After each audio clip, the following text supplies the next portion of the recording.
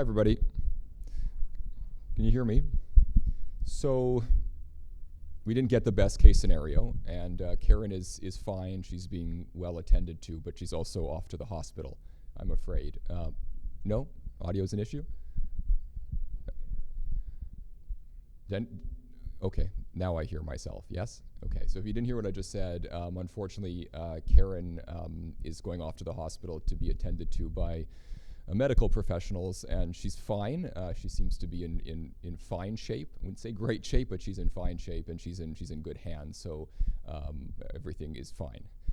The events tomorrow and Friday, as far as we're aware, are going to proceed as planned. If that changes, we will let ticket holders know in case you have tickets to Thursday or Friday's events. Thursday at York, Friday is at our office at the Canadian Centre for Men and Families. Now, we will reimburse all of you for today's tickets if you have a paid ticket, that is.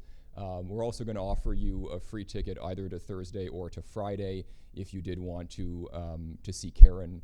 Again, Thursday at York, Friday at the Centre for Men and Families, which, if you don't know, is around Carleton and Jarvis. So it's actually right off Ryerson campus, but a block off campus. So again, our apologies.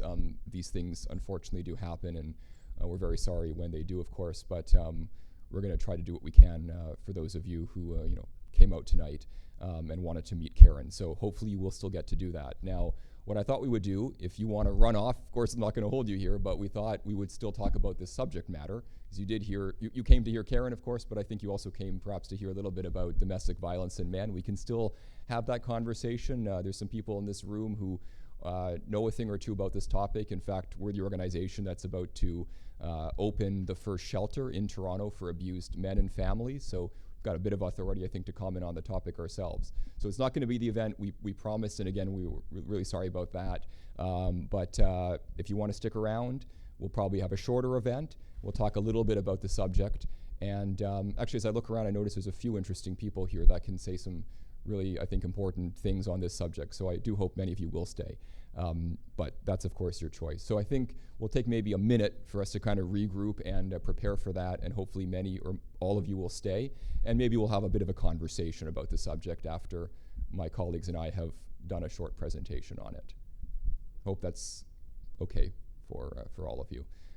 Okay, so you can decide if you want to stay or not, and you'll see me and my friends back up here in about a minute. Okay, thanks everybody.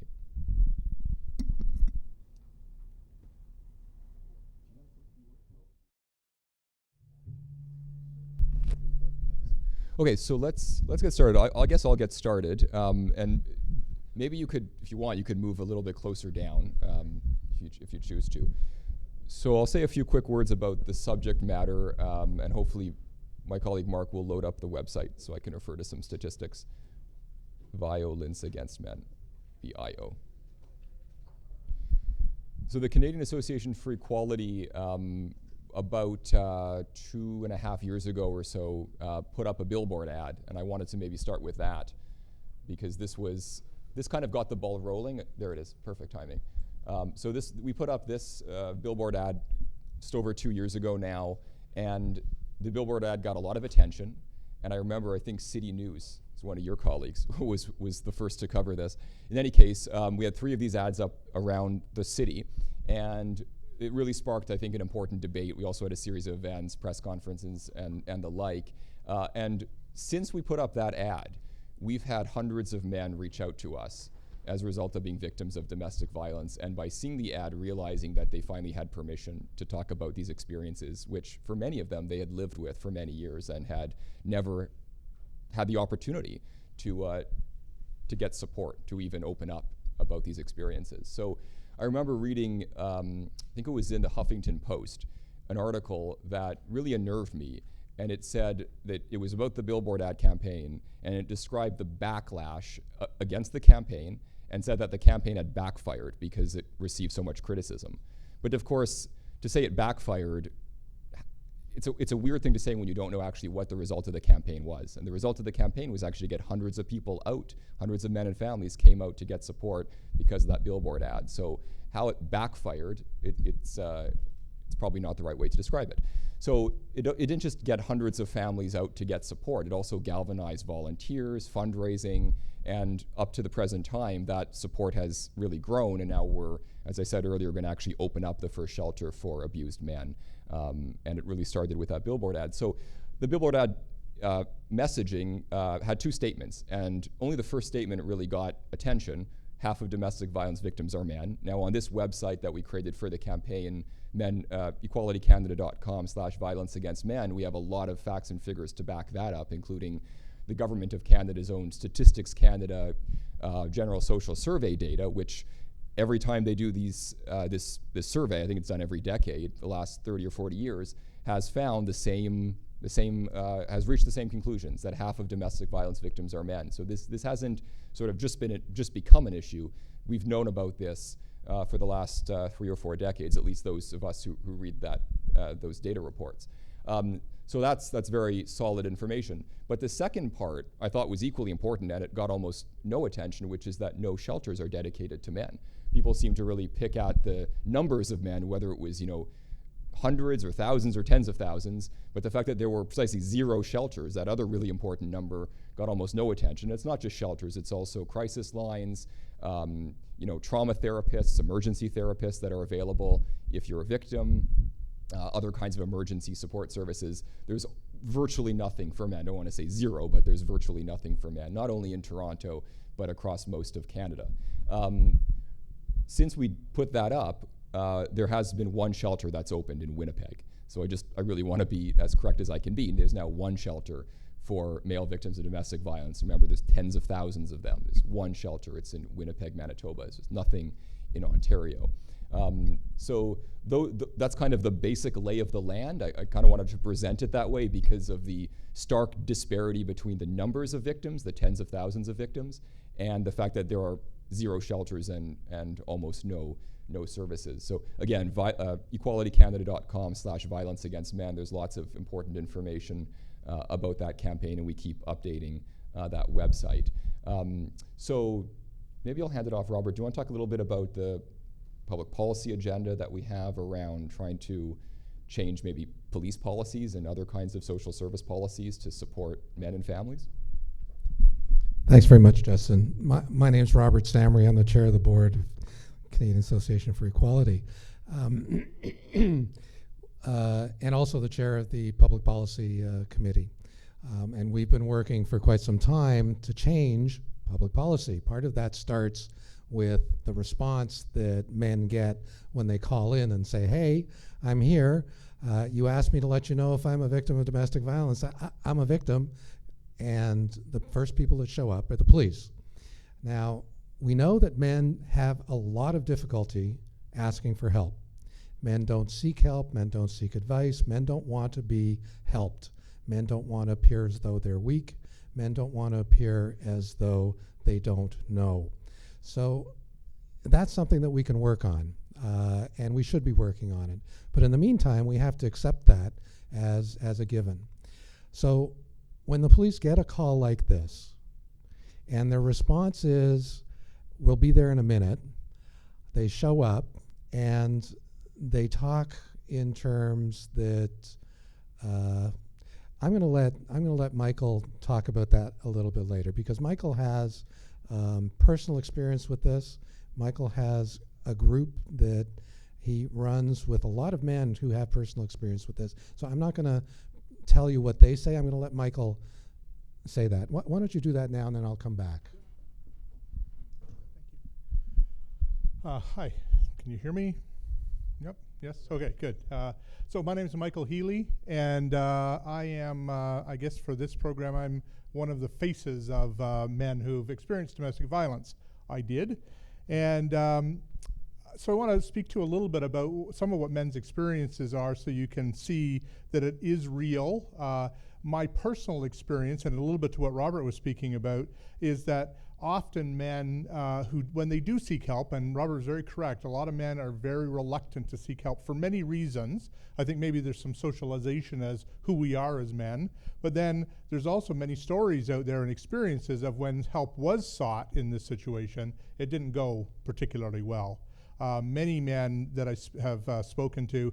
So just to back up a little bit, I run a peer-led or peer-facilitated group for men who've experienced domestic violence at the Canadian Centre for Men and Families.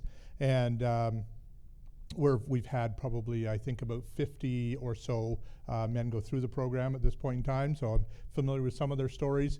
I also travel across the country speaking about this, and I've asked a few of them if I could share their stories. So what I'm about to share are, people have given me the permission to do that.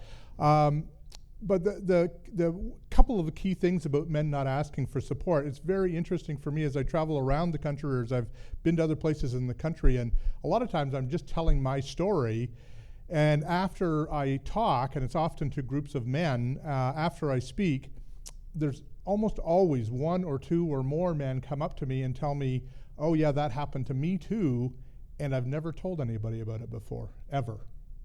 So just starting this conversation, getting it out there, allowing men the space to talk about it is a really important thing. But to go to Robert's point about men and the police, my own personal experience is that I was hit and punched and had things thrown at me, and eventually attacked with a knife. She never actually made it all the way to me. But when I did go to the police, I didn't call them to the house. I actually went to the police to have a conversation with them about it. And when I went to the police, I had to really advocate strongly for myself to get them to take a report. They did not want to take a report. They were really reluctant. And so I had to advocate very, very strongly on my behalf. And the reality is I think a lot of men are probably not ready to do that advocacy on their own behalf. Then there's the situation, I'll give you, this is probably the most extreme one, or maybe the most extreme one that I've heard. But what happens is when these kinds of things get out there and people hear about it, then when a man is in that situation, he starts thinking, oh, I'm not calling the police, no way, this could go wrong. So here's the situation. This was a gentleman who lived with his wife and their young adult daughter. I think she was in her early 20s going to university.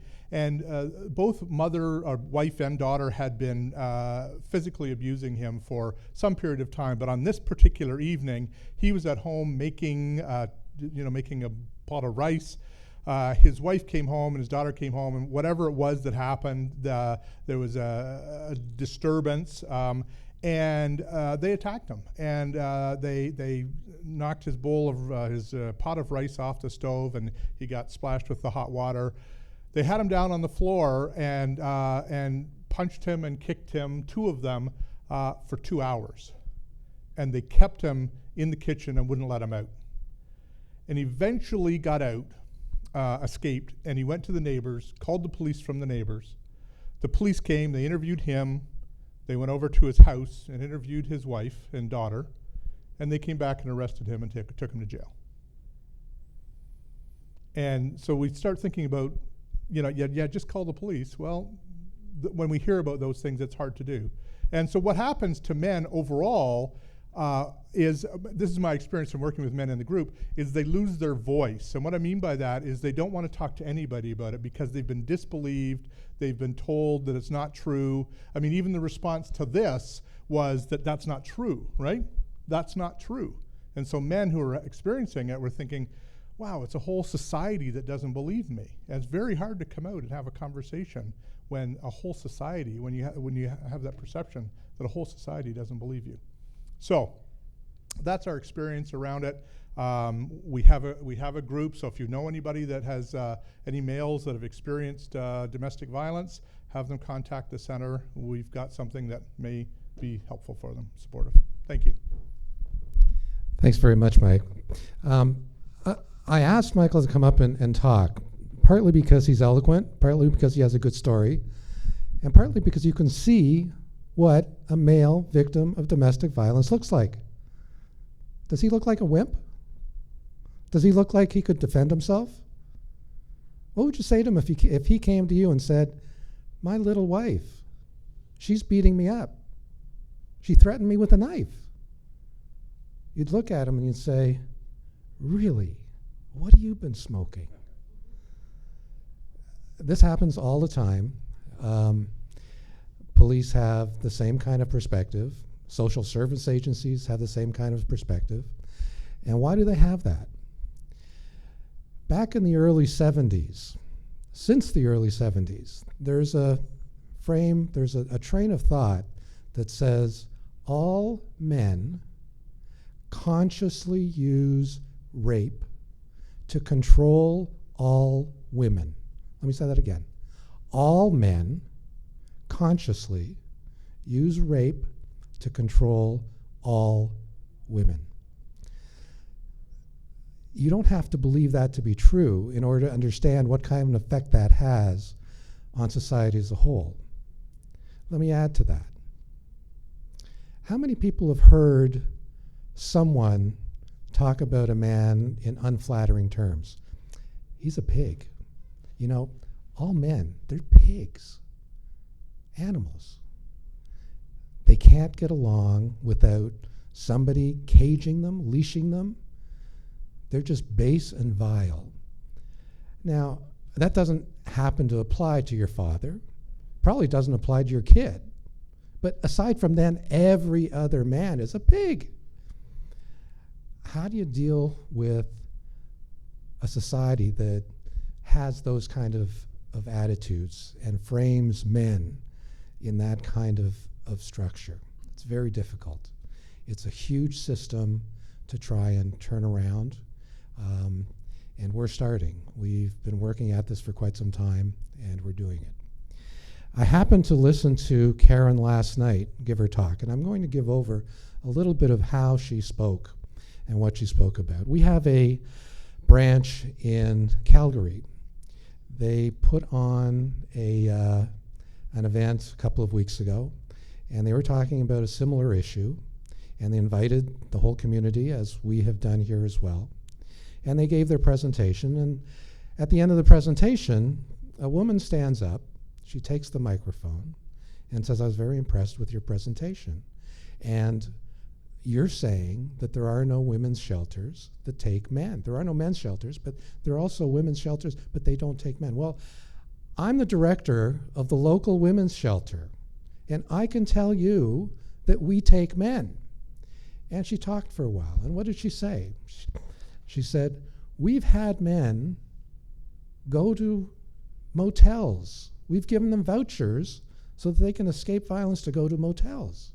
In fact, not only did we do that, we did more than that. We gave them an airline ticket to go 200 miles away and stay in a proper shelter, not just in a hotel." And take a look at our website. We'll give you all the stats. So Karen talks about how she went to that website, and she looked at the website. Keep in mind, again, all right, men don't seek help. We know that men are really not comfortable in asking for help or looking for advice.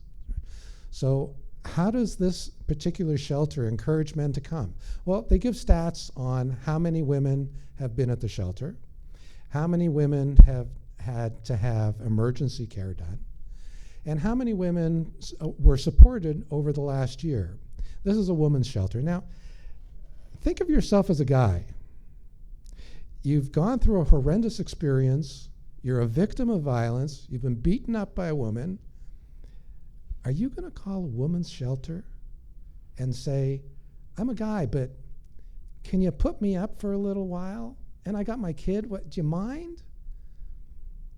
They don't do a thing to encourage men to call, and yet they think that they're doing a great job. They're sending men away 200 miles from their job, from their family, from any support that they might have. They think they're doing a great job. I want to leave you with one thing here. I'm going to ask you a question. The StatsCan General Social Survey that comes out every 5 years, I think. The latest one was done in 2014, and the stats were compiled in 2016. I'm going to tell you how many women were victims of domestic violence, according to StatsCan, in 2014. I'm sorry, for the 5 years prior to 2014. The number is 342,000 Canadian women. They don't break it down by white, black, Aboriginal. Overall, 342,000. You think the number of men is 20% of that? 50%? Less than 50%? How many people think it's 20% of that? How many people think it's 30%? 50%? Anybody think it's more than 50%? 342,000 women. How many men? 418,000. I'm not good at math, but it's not 50%, and it's not just more than 50%. It's way more than 100%. 80,000 more men than women over that same 5-year period. And I don't know whether men would take shelter space if it was offered to them. And you know why I don't know? Because it's never been offered to them. No man has ever been told, here you go. We've got space for you. We've got space for your family. We're going to give you services. We're going to give you legal help. And we're going to get you back on your feet. No man has ever been told that. We're going to try and change that. We are well on our way to a successful campaign to open a shelter that will give a pilot project a shot at showing that men not only need these shelters, will use them, and will benefit from them. And then I hope we can go back to public policy people, go back to our legislators who at one point a few years ago said that, yeah, we know men are victims of domestic violence. They comprise about 1%. We have that in an email. 1% of domestic violence victims. How many was that again? What was the number? Anyone remember the number? 418,000. Okay. So we're going to go back, knock on their doors, and say, we've got a shelter, it worked, helped a lot of guys, helped a lot of families, helped a lot of kids. Do you want to help them?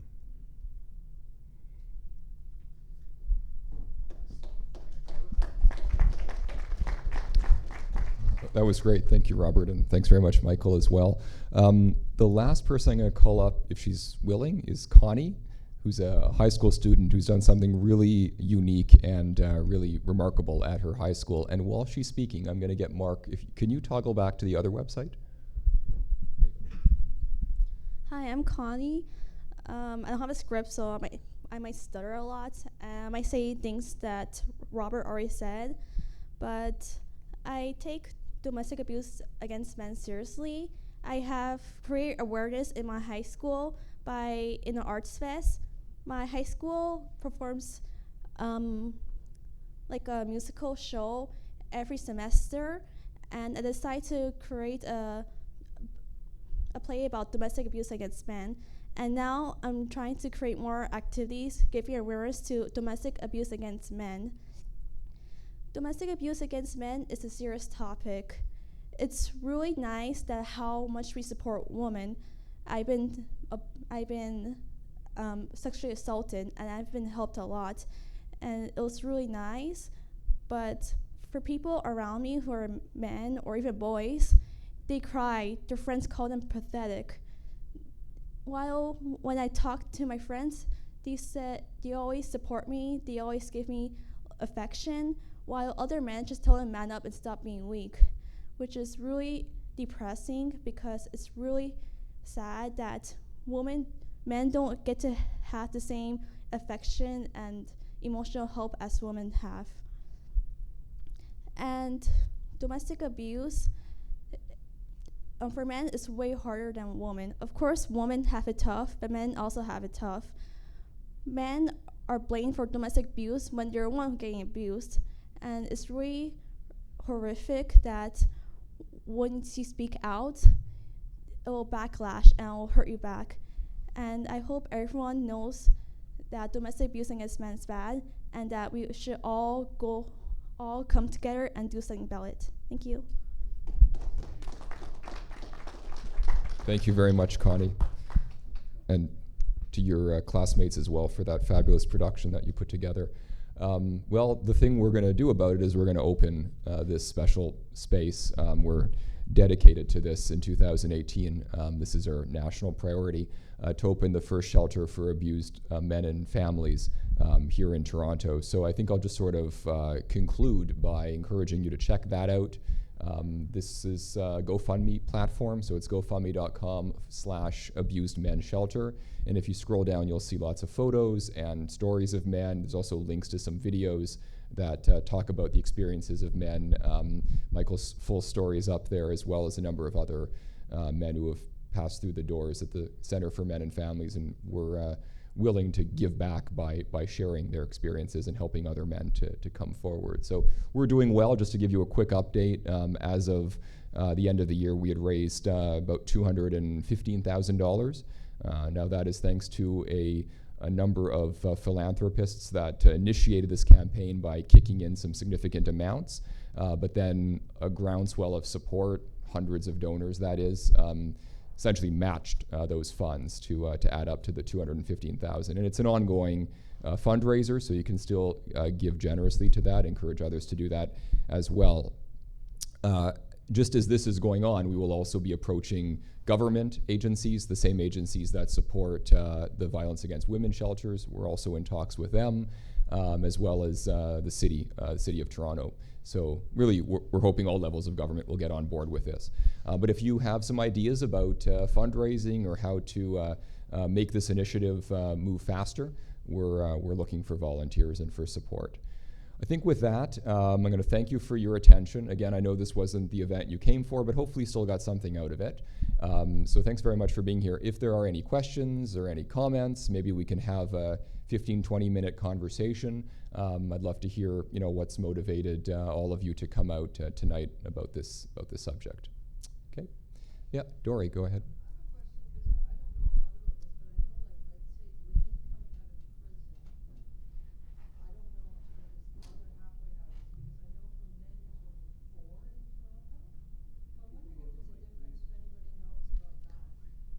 Do we have any other mics that we could? The question is about halfway houses. Dory, would you come over to this mic? Do you mind? This mic is live, is it? Yeah. Okay, there we go. Because we're recording this, and I think some folks may be watching online, and I want to make sure they hear your question, Dory. I was just thinking about this now. I think there's only 4 halfway houses in Toronto for men coming out of prison. So that's not a lot. So I'm just curious if anyone knows about the differences between women coming out of prison and men, and if there's any initiatives for halfway houses. It's just something to explore. And I have no idea. Yeah, either do I. So a project the to do. Wisdom of the crowd will prevail here. Does anybody have any figures on halfway houses? I can try to find out. Yes.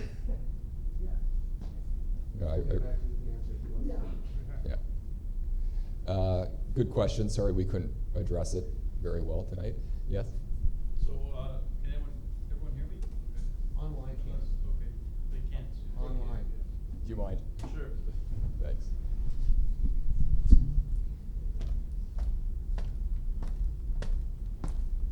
So, considering we're opening a first shelter for men, why can't we just take all the women's shelters and just label them as domestic violence shelters and have no gender associated with it? I heard a sigh. That's actually a terrific idea. It's something that we've been working towards, but the shelters are happy for us to open a shelter. And the reason they're happy for us to open a shelter is because they have a lot of men calling them, as that group in Calgary did, and they have nothing that they can do. They understand the problem is there. They have nowhere to send them. And in the meantime, there's a culture that I think poorly serves women that says women want to be isolated from men when they've gone through this kind of thing. I don't know that that's the case, but I can tell you that if a woman has been abused presumably by a man, and not always by a man, by the way, because there are, if you think that men don't get a fair shake when they claim to be abused by women, you ought to hear what women who are abused by women get. It's a lot worse for an abused woman who's had a female perpetrator than it is for a man, even though men are poorly treated. Anyway, if a woman has been abused by a man and she's then told, number one, all men are pigs, number two, come to the shelter and we'll isolate you from all men, she's not going to heal very well, and she's going to have a lot of difficulty forming relationships with other men. So I'm quite sure that it's not a good idea to isolate women from men, but that's the answer to the question, why aren't we labeling women's shelters as domestic violence shelters and let everybody go there? That's the answer. Michael wants to add. Yeah, I just wanted to add one thing to that. I think it's actually a great idea to have both men and women. I think to answer your question as simply as possible is that right now in this jurisdiction, it's political is the answer. So from my own personal experience, when we were looking into the shelter, this is maybe a year ago or so, I did some research that looked like, it wasn't empirical, but I made phone calls to many shelters in North America, in the dozens. And to the degree that I could tell, there was only one shelter anywhere in North America that did have both males and females within the shelter. And when I found that out, I thought they were running two different shelters, but when I found out they were in the same shelter, I had some real surprise because I'd never seen it anywhere before, and kind of asked them, well, what about, because all the other places had told me the issues that having them both in the same shelter, that it would just be untenable. And so I asked them with surprise, I said, well, what are the problems you have? And they said, none. Works perfect. So that's your answer, I guess. I hope that answers, Yeah, from a practical perspective, it seems, at least from the one, that there isn't a barrier, but there are barriers. But it's not practical. Yeah, I'll just add really quickly to that. There does seem to be an attitude that this is a women's space, this is women helping women, to the point where it might make sense operationally to keep the gender segregated within the shelter, but that doesn't explain why the boards of directors and the volunteers, many of whom never step foot in the actual shelter, are in many cases, not exclusively, but in many cases limited to women only. So I think that speaks to some of the political motivations, at least for many of these facilities.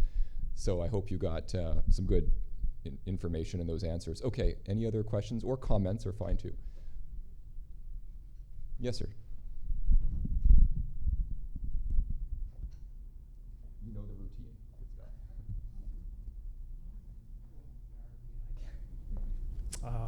I was raped as a child for about 3 years, from the age of 7 till 10, and I did call for help, a women's shelter, and they told me right away something really rude, and I just had to let that go for about another 10 years. I think I was 25 when I called up a women's shelter, and then 10 years later I found out about the Gatehouse, and I tried to attend there, but at the Gatehouse they it's split, and the police have half of the house for trying to help children who were raped. So it's very difficult for me to walk into those doors. I was wondering about, these shelters, will they help people like myself? I'm still looking for help, and I'm 56, to get a little more, whatever it is. I'm not sure what the word is, because my abuser is dead. He's long gone, but I still have too many memories about what the police said to me when I finally did go forward and try to get help about 5 years ago. The shame and all that came along with it. So I was just wondering, what are you guys doing for children who were raped, I guess? So first of all, thanks very much for sharing that. That couldn't have been easy, and I applaud your courage. Indeed, yes. Let me also say the Gatehouse is a close friend of the Center for Men and Families, one of our closest partners. We do a conference every year called Healing Journeys. I'm not sure if I've seen you out at those conferences, but I hope you will attend the one at the end of this year. They're in October, November each year, with the Gatehouse, the Center for Abuse Awareness, which also does a lot of work to support victims. And then we've got a number of trauma counselors and organizations that increasingly are sponsoring the event. This is an event that focuses on all forms of trauma, so sexual abuse, including childhood abuse, domestic violence, and other forms of abuse and trauma. Our services would definitely be available to you. All of our services, by the way, are free of charge. What we do is we do a lot of programs in-house, and then we also have these great partnerships, the Gatehouse being one example among many, where we can refer men to other agencies if we're not, experts and authorities, as nobody can be in every area. At least we know sort of who's available and is male-friendly and positive that we can connect you with. So the answer is absolutely. You can call us right now, by the way. The shelter isn't open yet, but we run a social service agency that does already provide a number of support services. So make sure to grab some information out front, okay? And you can come talk to me afterwards as well. Okay? Good. Is there anything anybody else wants to ask about? I'm just wondering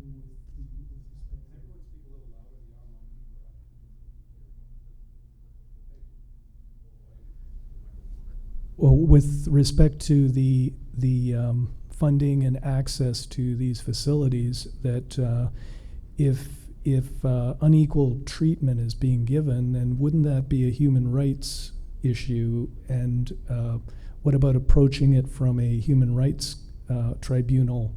I mean, it's simple. If somebody presents himself there as needing that support and they're not able to get it because they're not the right gender, well, that's one of the grounds for discrimination covered by the Human Rights Act, isn't it? You'd think so, and I think it's worth trying, but at the same time, I know a number of cases have been put forward to the Ontario Human Rights Tribunal relating to discrimination against men, different kinds of discrimination against men, and I don't know that there have been many successes there, because the tribunal has a limited scope in terms of what groups they consider to be which groups they consider it theoretically possible to discriminate against. I don't think men are on that list. So you'd first have the burden to prove that men as a group are, sufferers of discrimination. Then you'd have to make the case in that particular instance. But Robert or somebody else may have some, know more about the case law at the tribunal, any success stories relating to discrimination against men. I can be pretty brief on this. There are 4 delineated historically disadvantaged groups. You think men and boys are one? No. Yeah. So again, it's not to say it shouldn't be attempted, and some people have tried to bring cases of where the allegation is some kind of discrimination against them on account of their male gender, but it doesn't tend to go very far. So I think strategically, the approach Cafe is taking is just the approach we've been taking sort of so far is we're going to find a way to get these services off the ground. It would be nice if the government were to do it. It would be nice to kind of force them to do it through a human rights case or a lawsuit of some kind where they were sort of compelled to acknowledge that these issues also affect men and there's an equality problem by not providing it equally to men and women. But that will take many, many years if it ever is successful. So for now, we're just kind of going it alone. We've been pretty successful doing that so far. We've got a thriving, social service agency in Toronto. We just opened one in Ottawa just in the fall. We've raised almost $250,000 now to open the shelter. We're going to go back to government. If they support it, great. We'll open a bigger shelter. We'll support more families. If they don't support it, it's still going to get opened one way or the other. So we've kind of been creative about how we get these things off the ground. We always hope and we always ask for support from governments and foundations and other kinds of actors, but we don't count on it. It's not kind of built into the, it's not a requirement that's built into the planning, because if it were, it just may never happen. But once it does happen, I should say, as Robert was referring to, that actually gives us the opportunity to then go back to government and to other potential funders and say, you see, this is badly needed. It's been making a difference in the lives of hundreds and hundreds of families, and we can show you who those families are because they've benefited from the programs for all these years. So if we can find a way to get these programs off the ground, then we'll have the evidence and the data and the stories where I think it becomes a lot easier to make that case, that compelling case, to government and to other potential funders. Yes? Yeah.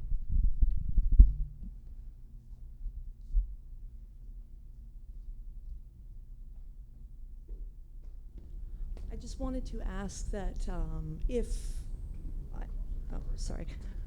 I don't know if a lawsuit has been filed before against the government or not to ask them to be consistent, at least in how they give out funding. Since the empirical evidence does seem to be there, men are equally victims of, or actually more so victims of domestic violence. Women are less apprehensive about using violence against men. And these are things that we already know, so why hasn't a lawsuit been filed, I guess?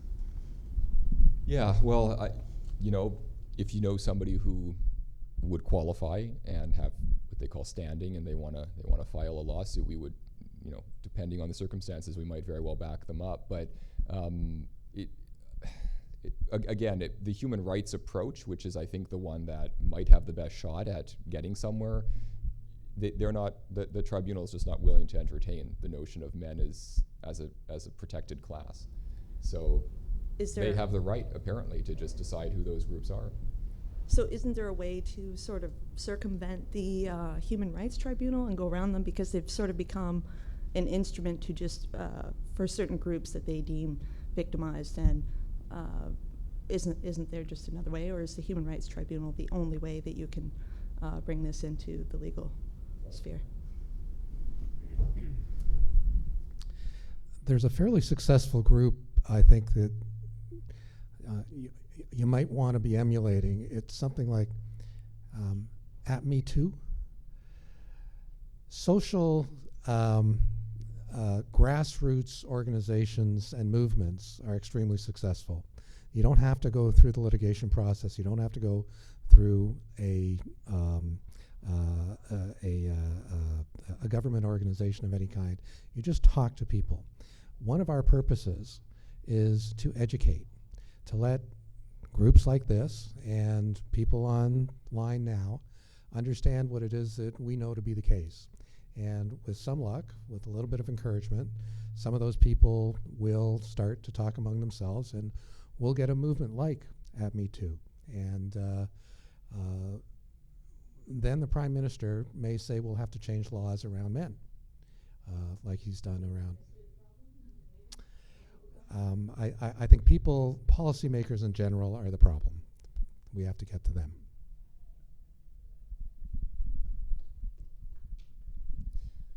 Thank you for the question and suggestion. Appreciate it. Yeah, Connie. Sure. Take the mic.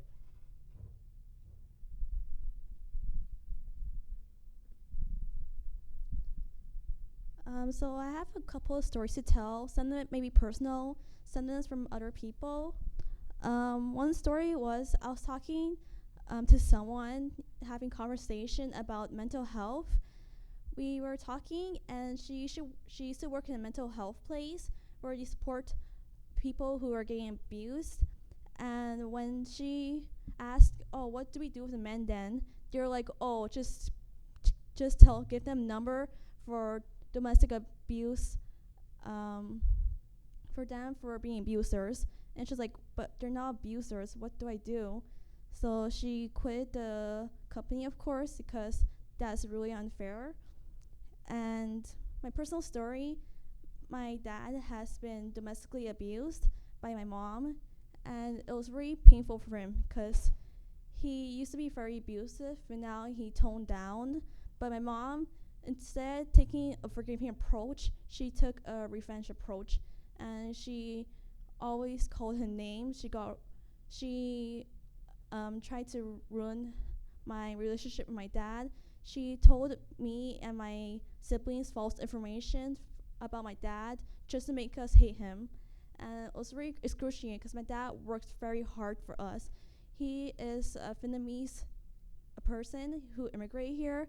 He came to Canada with no money and being very abusive. But now he is really successful. He makes around $700,000 a year and taking care of my family. Yet my mom, she takes him for granted, and it's really tough for me to accept that. And also my teacher, my grade 7 teacher, we talked about a bit about domestic abuse against men. She told me about her brother. Her brother was really kind. He really loves his daughter, but he lost his daughter in a custody battle, and my teacher was really frustrated because her brother was really caring about his own daughter. And a lot of stories about domestic abuse against men always ends up with a really bad situation. And I hope this will help change the system. Thank you, Connie. Any questions for Connie, by the way? So Connie's, you're in grade 10? Yeah. 10, I got that right, at Downsview Public School. Downsview Secondary School, yes. If you are at her school or at any other school and you want to bring this issue to an assembly, she did it as a play, but there may be other ways of expressing this issue, then they can connect with you, right? Yeah, also. I also did a bake sale on domestic abuse shelter, and also it's a really great solution to help donate. Thank you for doing that. We appreciate it. Something else you want to say? No. Please. I'm not sure what to say. I can sit down then. Are there any questions for Connie before we let her sit back down? Dory?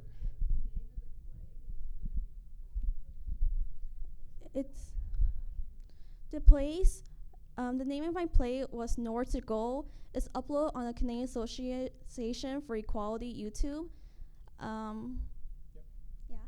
So if you guys are curious about what the play was, feel free to come to Canadian Association for Equality YouTube, and I'll be around there. And just give them the URL. So our YouTube handle is Equality Canada TV. So you just go to youtube.com/Equality Canada TV and look for Nowhere to Go. I think it's one of the last 3 or 4 videos we posted, so it's fresh on the page. Any other questions for this bright young lady? Okay. Thank you very much, Connie. Any questions for me? Michael has something? Some last words? Yeah, I don't know how far we want to get into this about talking about why men aren't able to speak out in the socialization. Well, take 30 seconds and give us the rundown. I'll do this quickly, but just to help people understand, I guess, some of the social barriers that men face. I have a couple of things. One is in addition to doing work with the Canadian Centre for Men and Families, I also do work with the York Region John Howard Society, and I'm working with a program for men who have gone through the PARS program, and I'm really not very good with acronyms, but it's Partner Abuse Assault Response. Thank you. So these are men who have been found guilty in the court system or have pleaded guilty in the court system, one or the other, of domestic abuse or partner assault, and then have graduated out of that program. Oftentimes, attending that program is a requirement of their sentencing. The interesting thing that we're finding is that the men that are in that program, and these are men who have, as I said, convicted, whether they actually committed assault or not we won't go there, but approximately 50% of the men in that PARS program are also victims of domestic abuse. They experienced it. And that goes to an issue that in the research around domestic abuse is that about 50% of domestic abuse is what they call bilateral. In other words, both parties are doing it to each other. So even men, the point that I'm making is even men who go through that PARS program, and in that PARS program, they have to really submit themselves to being a perpetrator even many of those men are victims. And so when they go through that program, their victimness is just whitewashed out. Yeah, they're double victimized. Yeah, they're victimized 3 times actually in the home, in the courts, and then in the program after the courts, in the sentencing. Yeah. And so just another point brought forward to me just now is that York Region Police, who came to the Healing Journeys conference, had a representative there, and were very gracious in listening to the points of view of some of the people. But we checked with them on what they're doing for men, because they were in person. They were saying, yes, we treat men and women equally. When we go to a scene, etc., we try and find out what the problem. But in terms of supports, that may be true or not true, I don't know. But in terms of supports, York Region Police, what they have in terms of support around domestic violence are these 3 brochures right here. And I'll read the titles to you. How to Talk to Men Who Are Abusive. That's that one. How can you identify and help women at risk of abuse? Safety planning for women who are abused.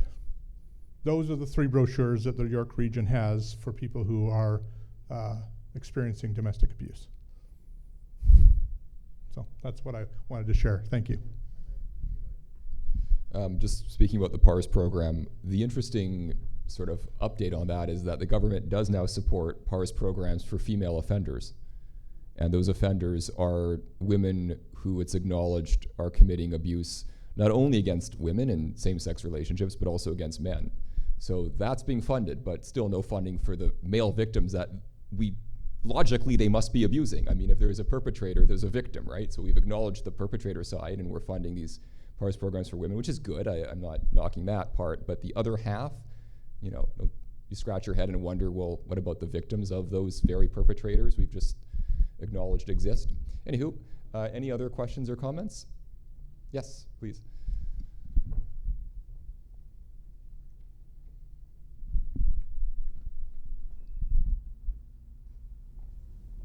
So I just wanted to know if Canada employs the Duluth model, which, for those of you who don't know, is the police response to domestic violence, where the police come into the home and automatically assume that the male is the perpetrator in the situation, the female is the victim.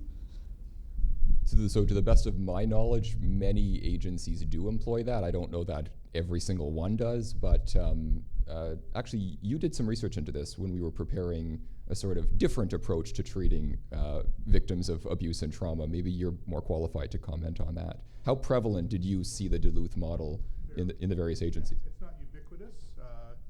Sorry. Yeah, so to answer that question, I can't speak for all of Canada, and really the way that the response to domestic abuse is deployed is each individual agency. So York Region would have their way of doing it. Toronto Police would have theirs, police services. But in the research that I did in Ontario, they do it, but they don't necessarily admit to doing it. So again, when we talk about York Region, they came to our conference. They were really spoke to be open to doing things differently, et cetera, et cetera.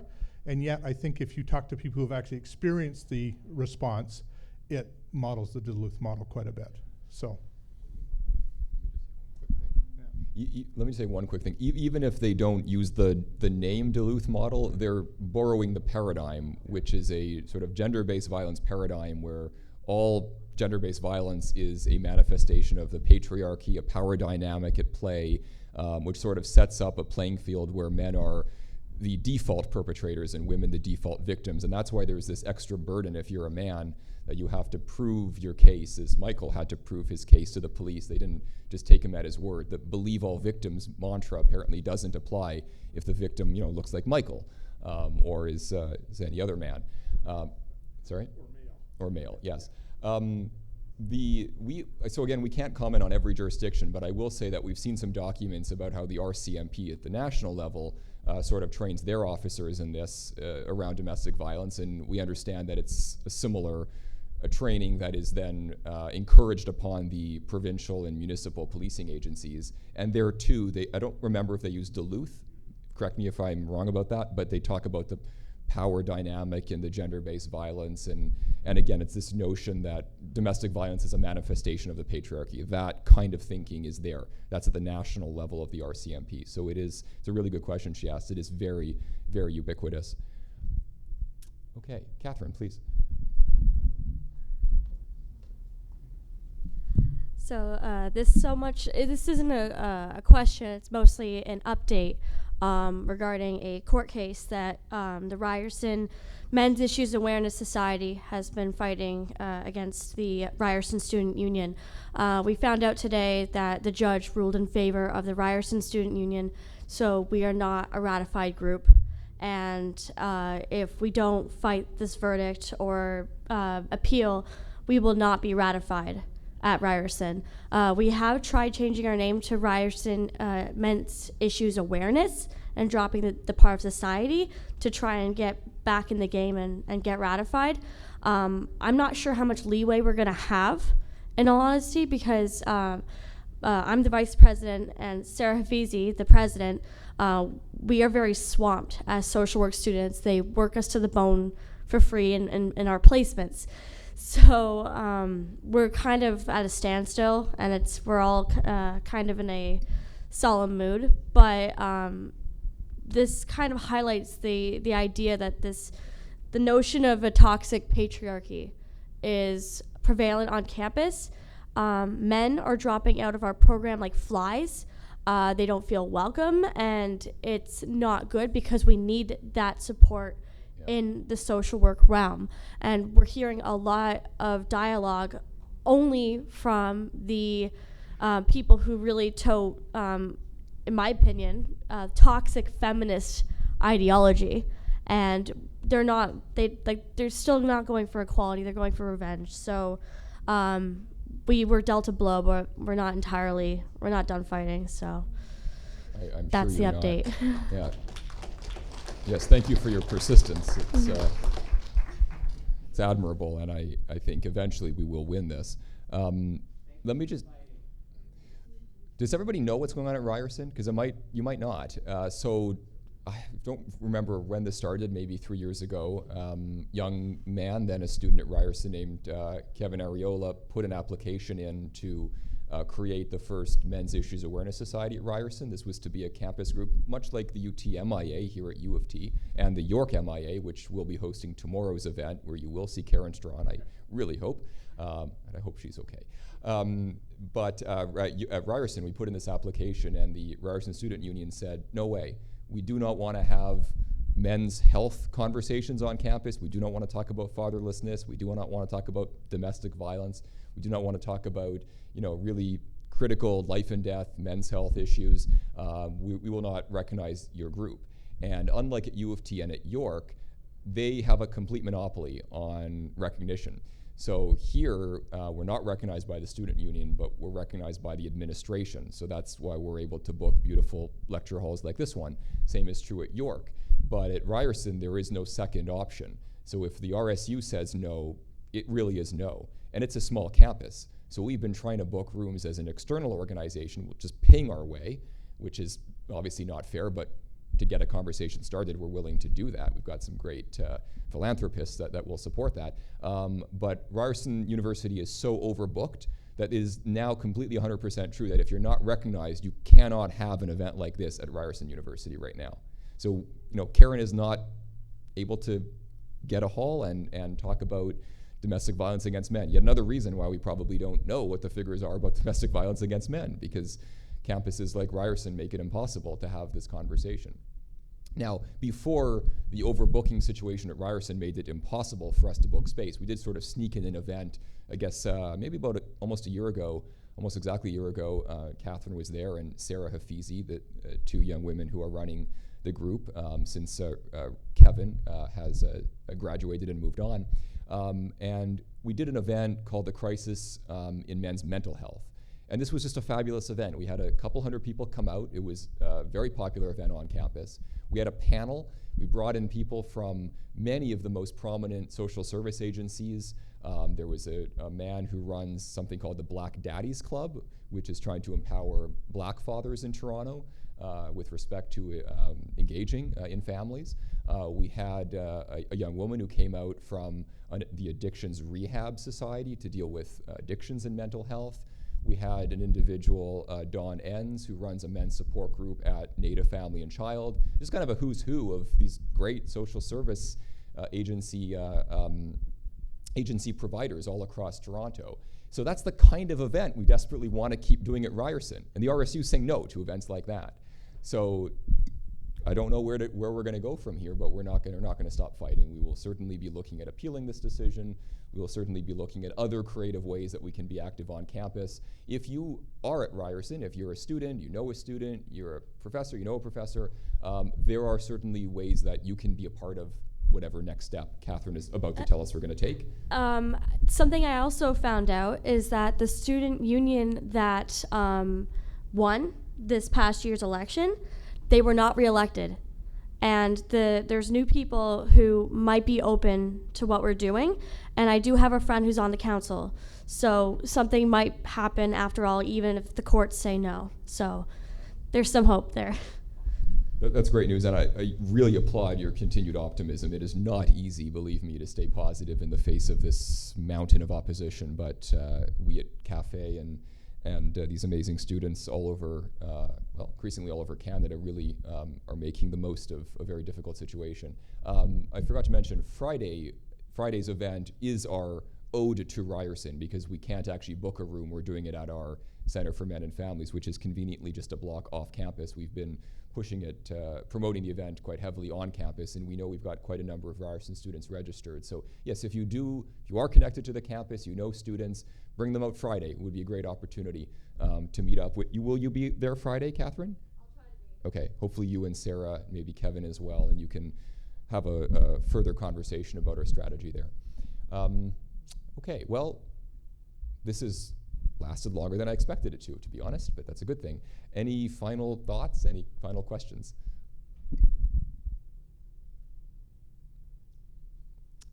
Okay, then I'm going to thank you again so much for your graciously accommodating us this evening. Again, if you intend to come out tomorrow or Friday, it's on us. Just tell the person at the door that you were there at the Wednesday event, and they will let you rate in, and we will reimburse you. It may take a few days to process that, but we will reimburse you for today's event if you did pay for it. Thanks very much. Connect with us outside. Sign up to get email updates. You can unsubscribe at any time and grab some brochures to get more informed about these issues and the organizations involved. Have a very nice evening.